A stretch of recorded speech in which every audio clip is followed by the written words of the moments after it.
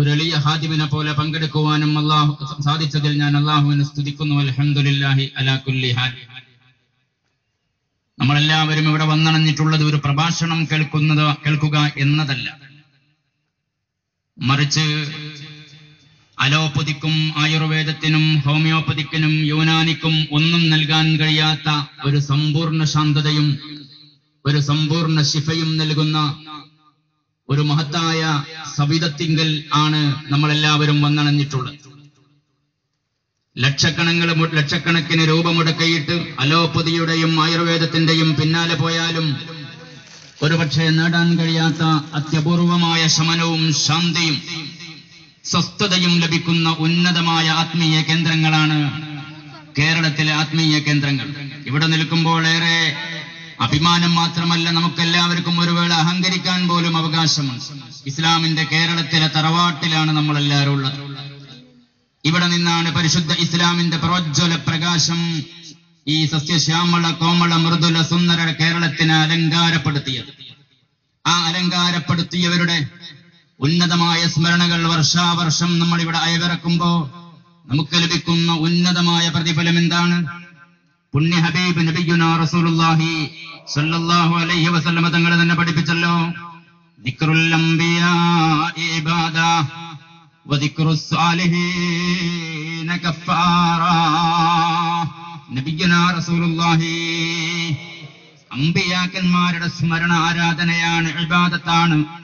ഹസ്രത്ത് സയ്യിദുനാ ആദം നബി അലൈഹിസ്സലാത്തു വസ്സലാം മുതൽ ലോകത്തിന്റെ തിരുവസന്തം അഷ്റഫുൽ ഖൽഖ് നബിയുനാ റസൂലുള്ളാഹി സ്വല്ലല്ലാഹു അലൈഹി വസല്ലമ തങ്ങൾ വരെയുള്ള പ്രവാചകന്മാരുടെ പേര് പറയലും അവദാനങ്ങൾ വാഴ്ത്തലും ഇബാദ.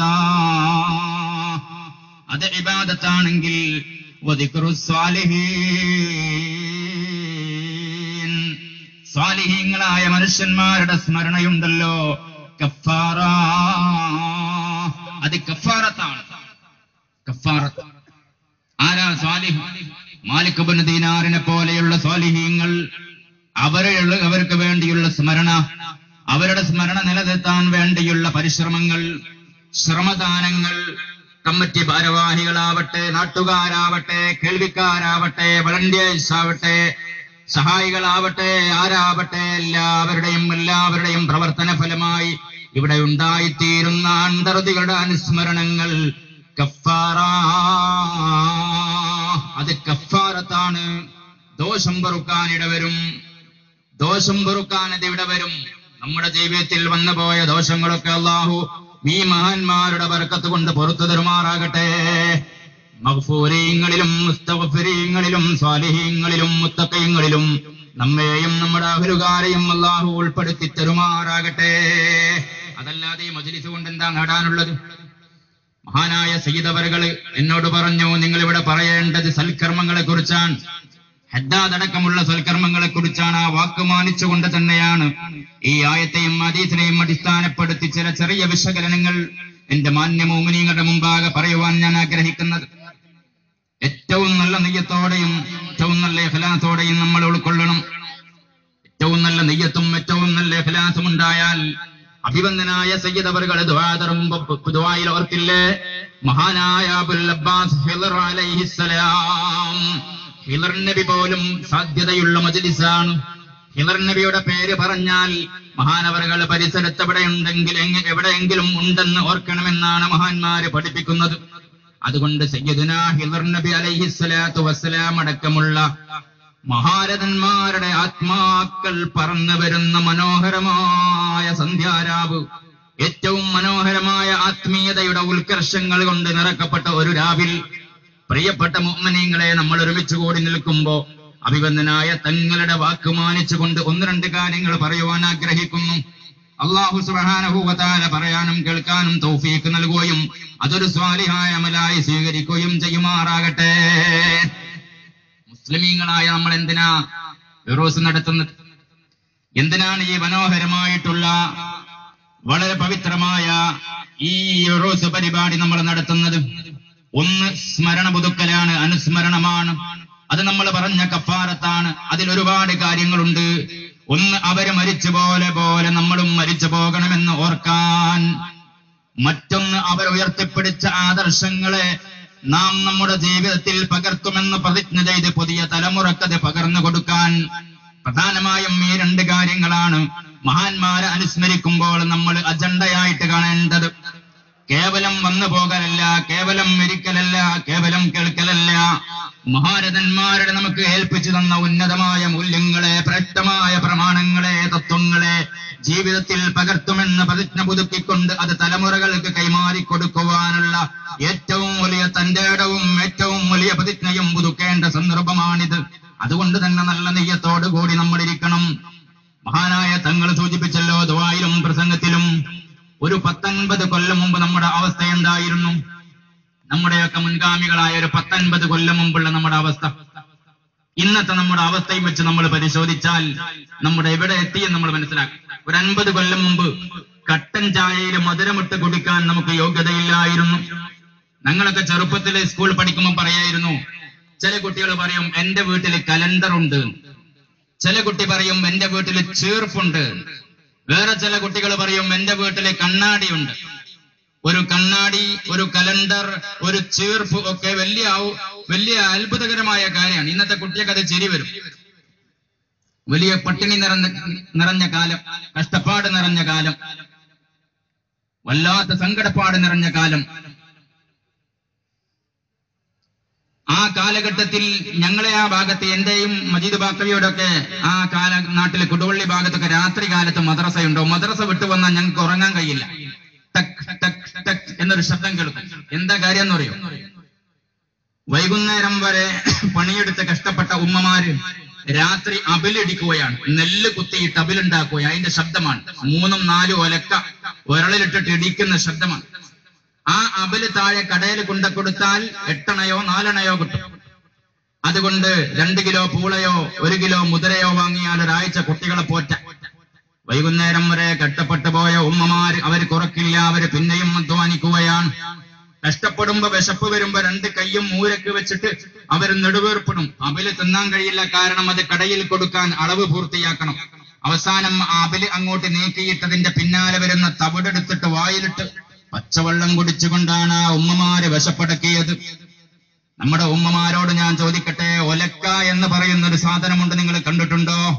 ഒലക്ക, ഒരള്, അമ്മിക്കുട്ടി, ഇതൊന്നും നമ്മുടെ സഹോദരിമാർക്ക് ഇന്ന് ഉപയോഗ സാധനമല്ല. അതൊക്കെ പുരാവസ്തുവായി പോയി. എല്ലാം യന്ത്രത്തിൽ ഒതുങ്ങി. ആ പഴയ കാലത്ത് ഓർക്കുന്നുണ്ടോ? ഓടിട്ട പുരവോട്ടെ ഓലപ്പുര, കരി തേക്കുക, പുറ്റ് തേക്കുക. സിമന്റ് ഒക്കെ പിന്നെ വന്നതാണ്. ഞങ്ങളെയൊക്കെ ചെറുപ്പത്തിൽ ഏറ്റവും ഞങ്ങളെ കളിസാധനം എന്ന് പറയുന്ന സിസറിന്റെ പെട്ടി. സിസർ വലിച്ചിട്ട് അതിന്റെ പെട്ടി വലിച്ചെറിയും. ആ പെട്ടിയുടെ ഉള്ളിൽ ഒരു ഈയക്കടലാസ് ഉണ്ടാകും. ആ ഈയക്കടലാസിൽ 100 എന്ന് ഞങ്ങൾ പറയുന്ന ചുണ്ണാമ്പ്, വെറ്റിലയിൽ പുരട്ടുന്ന ചുണ്ണാമ്പ്, അതെടുത്തിട്ട് അതിന്റെ കുറച്ചെടുത്തിട്ട് ചുരുട്ടിയിട്ട് ചവിട്ടിൽ വെച്ചാൽ എന്നൊരു ശബ്ദം കേൾക്കും. ഇതൊക്കെ ആയിരുന്നു ഞങ്ങളെ കൗതുക വസ്തു. ഇന്നത്തെ കുട്ടികൾക്ക് അതെല്ലാം കേട്ടാൽ അത്ഭുതം തോന്നും. വല്ലാത്ത കഷ്ടപ്പാട് നിറഞ്ഞ കാലം. ഒരു ഉമ്മയെ സംബന്ധിച്ചിടത്തോളം ഒരുപാട് പണിയാണ്. ദൂരെ പോയി വെള്ളം കൊണ്ടുവരണം, മേടെ പുറ്റ് തേക്കണം, കരി തേക്കണം, വീട് മേയാനോലക്ക് പോകണം. 100 കൂട്ടം പണിയാണ്. എന്നാലും അന്നത്തെ വൈകുന്നേരമായാൽ മുസ്ലിം വീടിന്റെ പരിസരത്തൂടെ നമ്മൾ നടന്നു പോയാൽ ഒരു ചെറിയ ചെറ്റപ്പുര, ആ ചെറ്റപ്പുരക്കുള്ളിൽ ഒരുപാട് കണ്ടം വെച്ച് തുന്നിക്കൂട്ടിയ ഒരു നിസ്കാരക്കുപ്പായം, ആ നിസ്കാരക്കുപ്പായം ഇട്ടിട്ട് ഒരു ചിമ്മിനി വിളക്ക് കത്തിച്ചു വച്ചിരിക്കുന്നു ഒരുമ്മ. മോട്ടറില്ല, കറണ്ടില്ല, ഒന്നുമില്ലാത്ത കാലം. നമ്മൾ ഓർക്കണം, ആ ചിമ്മിനി വിളക്ക് കത്തിച്ചു വെച്ച വീട്ടിന്റെ പരിസരത്ത് നമ്മൾ ചെന്നാൽ ഒരുമ്മ അങ്ങനെ ചെല്ലുന്നത് നമുക്ക് കേൾക്കാൻ സാധിക്കും. സ്വലാത്തുല്ലാഹ് സലാമുല്ലാഹ് അലാ ത്വാഹ റസൂലില്ലാഹ്, സ്വലാത്തുല്ലാഹ് സലാമുല്ലാഹ് അലാ യാസീൻ ഹബീബില്ലാഹ്. കുറച്ചുകൂടി അങ്ങോട്ട് പോയി വേറെ ഒരു വീടിന്റെ അടുത്ത് നമ്മൾ എത്തുമ്പോ ആ ഉമ്മ ചൊല്ലുന്നതോ, മതിലുകൾ പൊട്ടേലും തീയുകൾ കത്തേലും മറ്റും ഫിത്നാവാരവില്ലാതെന്നോവർ. ഒരു വീട്ടിൽ ബദർമാലയാണെങ്കിൽ മറ്റൊരു വീട്ടിൽ ബദർ മൗലിദാണ്. കുറച്ചുകൂടി അങ്ങോട്ട് പോയാൽ ഒരു ഉമ്മയെ നമ്മൾ കണ്ടുമുട്ടും. അവിടെ ഏതാ മനോഹരമായ ആത്മീയതയുടെ രാവിനെ വരവേൽക്കുകയാണ്. മനോഹരമായ ആത്മരാവിന്റെ സന്ധ്യയാണ്. ആ ഉമ്മ ചെല്ലുന്നത് ഒരു സലാത്തായിരിക്കും. അല്ലാഹു സല്ല അലാ മുഹമ്മദ് അദാദറം ലിസറാ വസല്ലം ബൈനല്ലലാലി ജലാ മുഹമ്മദ് ബദറല്ലിദീനിൽ ഹുദാ മുതമ്മം. അങ്ങനെ ഒരു സ്വലാത്ത് തന്നെ ഇന്ന് നമ്മുടെ വീട്ടിൽ നിന്ന് എടുക്കപ്പെട്ടു പോയില്ലേ? അങ്ങനെ ഒരു സ്വലാത്തിന് നമ്മുടെ വീട്ടിൽ ചെല്ലുന്ന ഉമ്മമാരുണ്ടോ? കുറച്ചുകൂടി അങ്ങോട്ട് പോയാൽ വേറെ ഒരു ഉമ്മ ചെല്ലുന്നത് നമ്മൾ കാണാൻ സാധിക്കും. എന്തായിരിക്കും ചെല്ലുന്നുണ്ടാവുക? നബി മുത്തേ മകളായ നഫീസത്ത് മാലയുടെ ഇരടികൾ കൊണ്ട് നിറക്കപ്പെട്ട രാവാണ്. ഒരു സ്ഥലത്ത് ഹദ്ദാദ് റാത്തീബാണ്, അതേപോലെ തന്നെ സൂറത്തുൽ മുൽക്കിന്റെ പാരായണമാണ്.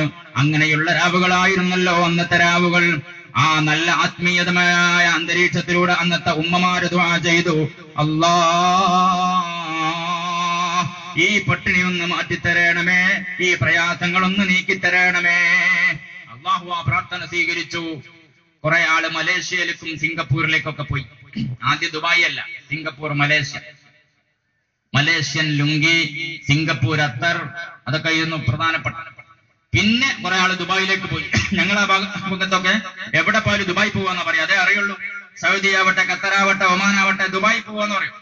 ദുബായിൽ നിന്ന് കൊണ്ടുവന്ന ഹീറോ പേന, ദുബായിൽ നിന്ന് കൊണ്ടുവന്നിട്ടുള്ള സ്വിച്ചിട്ടാ തുറക്കുന്ന കൊട, തലക്കുട മാത്രം വെച്ച് പരിചയമുള്ള ഒരു സമുദായം സ്വിച്ചിട്ടാൽ തുറക്കുന്ന കുട കയ്യിൽ പിടിച്ചപ്പോ ആലോചിച്ചു നോക്കണം. അല്ലാഹു അവന്റെ അനുഗ്രഹം അതാ എണ്ണമല്ലാതെ കണക്കാക്കാൻ കഴിയാതെ നമുക്ക് വർഷിച്ചു തന്നിരിക്കുകയാണ്. വഇൻ തഉദ്ദൂ നിഅമതല്ലാഹ്, അല്ലാഹുവിന്റെ അനുഗ്രഹമെങ്ങാനും നിങ്ങൾ എണ്ണാൻ തുടങ്ങിയാൽ ലാ തുഹ്സുഹാ, അതിനെ ക്ലിപ്തപ്പെടുത്താൻ നമുക്ക് കഴിയില്ലല്ലോ. എത്ര വലിയ അനുഗ്രഹമാണ് നമുക്കുള്ളത്. ഇന്ന് എല്ലാം സ്വിച്ചിലമർന്നിരിക്കുകയാണ്.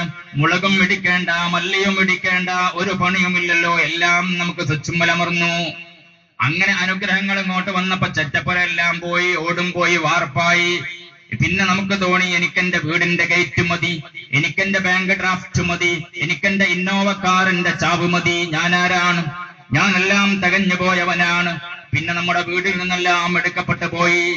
തങ്ങൾ വേദനയോടെ എന്നോട് ഓർമ്മപ്പെടുത്തുകയുണ്ടായി, നിങ്ങൾ ഹദ്ദാദിനെ കുറിച്ച് പറയണമെന്ന്. സുബ്ഹാനല്ലാഹ്, 50 കൊല്ലം മുമ്പ് നടന്ന വീടിന്റെ പരിസരത്തൂടെ നമ്മൾ ഇന്ന് നടന്നാൽ ചെറ്റപ്പുര അവിടെ കാണുന്നില്ല. സൗകര്യങ്ങളുടെ മണിമേടകകളാണ്. അൽഹംദുലില്ലാഹ്, അല്ലാഹു ഈ ഐശ്വര്യം നിലനിർത്തി തരുമാറാകട്ടെ. പക്ഷെ എന്നാലും ഇന്ന് ആ വീടിന്റെ പരിസരത്തൂടെ നമ്മൾ നടന്നാൽ നമുക്ക് എന്താ കേൾക്കാനുള്ളത്? ഐഡിയ സിംഗർ സ്റ്റാറിന്റെ കവിതകളല്ലേ, പട്ടുറുമാലിന്റെ കവിതകളല്ലേ, വേറെ പല ചാനലുകളെയും എപ്പിസോഡുകളല്ലേ? എല്ലാ ആത്മീയത അന്തരീക്ഷങ്ങളും നമ്മുടെ വീടുകളിൽ നിന്ന് എടുക്കപ്പെട്ടു പോയില്ലേ? ആരാണതിന് ഉത്തരവാദികൾ എന്ന് നമ്മൾ 100 വട്ടം ആലോചിക്കണം. അതുകൊണ്ട് സൽക്കർമ്മങ്ങൾ നമ്മുടെ ജീവിതത്തിൽ നമ്മൾ കൊണ്ടുവരണം. അത് മാത്രമേ ഈ ദുനിയാവിലും നാളെ പരലോകത്തും നമുക്ക് രക്ഷയായിട്ടുള്ളൂ. എന്റെ പ്രിയപ്പെട്ട മുഅ്മിനീങ്ങളെ, ചെറിയ ചെറിയ സൽക്കർമ്മങ്ങൾ പോലും നമ്മുടെ ജീവിതത്തിൽ നിന്ന് മാറിപ്പോവുകയല്ലേ? മഹാനായ നബിയുനാ റസൂലുള്ളാഹി സ്വല്ലല്ലാഹു അലൈഹി വസല്ലമ തങ്ങൾ പഠിപ്പിച്ചില്ലേ, മൻ ഖറഅ ആയത്തുൽ കുർസിയ്യി ഫീ ദുബുരി കുല്ലി സ്വലാത്തിൽ മക്തൂബ കാന ഫീ ദിമ്മത്തില്ലാഹ് ഇല സ്വലാത്തിൽ ഉഖ്റാ. നബിയുനാ റസൂലുള്ളാഹി, ആരെങ്കിലും ഒരാള് ഫർള് നിസ്കാരം കഴിഞ്ഞിട്ട് ആയത്തുൽ കുർസി ഓതിയാൽ, ഏത് നിസ്കാര ശേഷമാണോ അവൻ ഓതിയത്, തൊട്ടടുത്ത നിസ്കാരം വരെ ഫീ ദിമ്മത്തില്ലാഹ്, അവൻ അല്ലാഹുവിന്റെ ഉത്തരവാദിത്തത്തിലാണ്. മഗ്രിബ് നിസ്കരിച്ചുകൊണ്ട് ഒരാൾ ആയത്തുൽ കുർസി ഓതിയാൽ ഇശാ വരെ അവൻ അല്ലാഹുവിന്റെ ഉത്തരവാദിത്തത്തിലാണ്. അതായത് മരിച്ചാൽ ഈമാൻ കിട്ടുമെന്നുറപ്പ്. ആയത്തുൽ കുർസിന് 2 മിനിറ്റ്, പക്ഷേ നമുക്ക് സമയമില്ല. എന്നാൽ ചാനലുകളിൽ വരുന്ന പരിപാടികൾ അരമണിക്കൂറും 1 മണിക്കൂറും ഇരിക്കാൻ നമുക്കൊരു മടിയുമില്ല. ആയത്തുൽ കുർസിന്റെ 2 മിനിറ്റാണ്. ഹബീബായ നബി മുഹമ്മദ് മുസ്തഫ സല്ലല്ലാഹു അലൈഹി വസല്ലമ തങ്ങൾ പിന്നെയും ഓർമ്മപ്പെടുത്തുകയാണ്.